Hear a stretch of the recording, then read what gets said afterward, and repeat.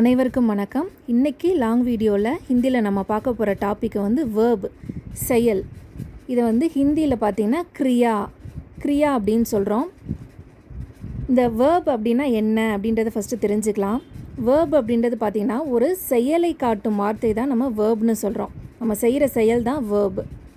எதுக்காக இந்த செயல் அப்படின்ற ஒரு விஷயம், அதாவது கிரியாவை வந்து நம்ம யூஸ் பண்ணுறோம் சென்டென்ஸ்லனா, ஒரு சென்டென்ஸ்க்கு உயிர் கொடுக்கறத தான் நம்ம வந்து வேர்புன்னு சொல்லலாம்.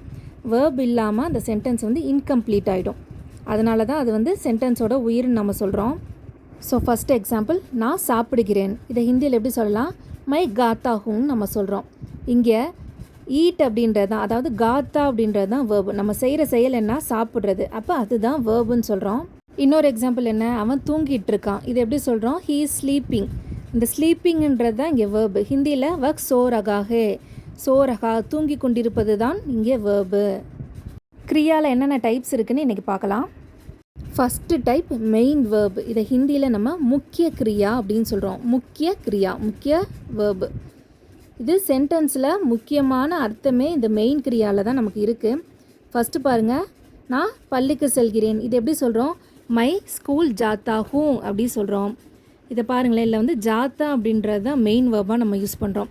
இந்த ஜாத்தா இல்லாமல் இதை படித்து பாருங்கள். மை ஸ்கூல் ஹூ, நான் ஸ்கூல் இருக்கிறேன். ஏதாச்சும் ஒரு மீனிங் இருக்கா? இல்லை. மை ஸ்கூல் ஜாத்தா ஹூன்னு சொல்கிறப்ப தான் அது முழுமை பெறுது. ஸோ எந்த வேர்ப் இல்லாமல் ஒரு சென்டென்ஸ் முழுமை பெறாதோ அதை நம்ம முக்கிய கிரியான்னு சொல்கிறோம். நெக்ஸ்ட்டு பார்க்க போகிறது பார்த்திங்கன்னா சகாய கிரியா. மெயின் வேர்புக்கு உதவுற வேர்ப் தான் வந்து நம்ம ஹெல்பிங் வேர்ப், சகாய கிரியான்னு சொல்கிறோம். அது என்னன்னு பார்க்கலாம். இப்போ எதெல்லாம் ஹெல்பிங் வேர்ப்ஸ்னு பார்க்கலாமா? இங்கிலீஷில் சொல்லுவோம்ல, ஈஸ், ஆம், ஆர், வாஸ், வேர். இது போல் தான் ஹிந்திலையும் ஹை, ஹூங், ஹைங், தா. நம்ம சென்டென்ஸை முடிக்கிறோம்ல, அதை தான் நம்ம ஹெல்பிங் வேர்ப்னு சொல்கிறோம். இது எதுக்கு யூஸ் ஆகுதுன்னு தெரியுமா? ஒரு செயல் எந்த காலத்தில் நடக்குது, நிகழ்காலமா, எதிர்காலமா, கடந்த காலமான்னு காட்டுறதுக்கு ஒரு யூஸு. ரெண்டாவது, செயலை செய்கிறது ஆனா பெண்ணான்ற ஜெண்டர் கண்டுபிடிக்கிறது. செய்கிறது ஒருத்தரா பலரான்ற நம்பரை கண்டுபிடிக்கிறதுக்கு. இதுக்காக தான் நம்ம துணை வினைகளை வந்து நம்ம பயன்படுத்துகிறோம், அதாவது சகாய கிரியா. எக்ஸாம்பிள், அவன் விளையாடி கொண்டிருக்கிறான். இது எப்படி சொல்கிறோம்? வக் கேல் ரகாகன்னு சொல்கிறோம். இதில் ஹைன்னு முடியுதில், அவன் இருக்கிறான், ஹை, இதுதான் துணைவினை. ஸோ இதில் பாருங்கள், இருக்கிறான் அப்படின்றதுனால இது காலத்தை காட்டுது, ப்ரெசன்டென்ஸ்னு தெரிஞ்சுக்கிட்டோம். செய்கிறது ஒரு பையன்னு தெரியுது. அதே மாதிரி செய்கிறது ஒருத்தரா பல பேரா, ஒருத்தர் விளையாடுறாங்களா பல பேர் விளையாடுறாங்கன்றதையும் இந்த ஹை மூலமாக நம்ம தெரிஞ்சுக்கிறோம்.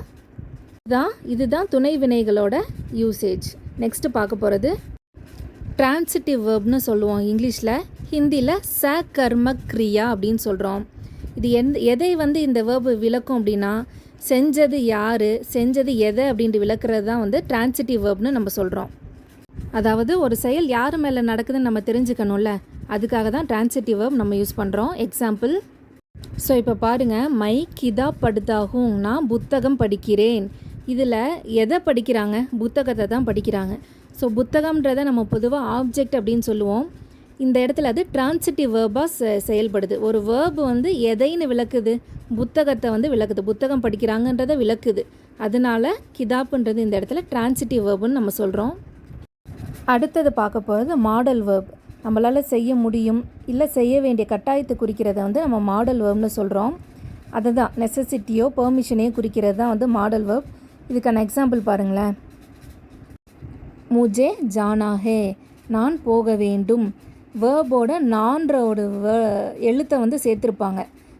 மோஸ்ட்லி நம்ம ஜாத்தா அப்படின்னா போகிறதுன்னு சொல்லுவோம். இங்கே பார்த்திங்கன்னா ஜானா அப்படின்னு இருக்கும். நெக்ஸ்ட் பாருங்கள், மை கர் சக்தாகும், என்னால் செய்ய முடியும். இங்கிலீஷில் பார்த்திங்கன்னா அந்த கேன், ஐ கேன், நான் செய்ய முடியும். மை கர் சக்தாகும், இந்த சக்தாகுன்றதை நம்ம மாடல் வேர்ப்னு சொல்லலாம். இதில் தெரிஞ்சுக்க வேண்டியது, ஹிந்தியில் நாஸ் ஃபார்ம்னு ஒன்று இருக்குது, அதாவது வேர்போட நான் சேர்க்குறது. இங்கிலீஷில் பார்த்திங்கன்னா அந்த டூவோட நம்ம வேர்ப் சேர்க்குறது தான் வந்து டு ஹாவ் அப்படின்னு சொல்கிறோம்ல, டு ஈட். இது எப்படி சொல்லலாம்னா, காத்தா அப்படின்றது வந்து சாப்பிட்றது. அந்த காவோட நான் சேர்த்தா கானா அப்படின்னா டு ஈட்டுன்னு அர்த்தம். இப்போ போகிறது அப்படின்னா ஜானா, ஜாவோட நான் சேர்க்குறது ஜானா.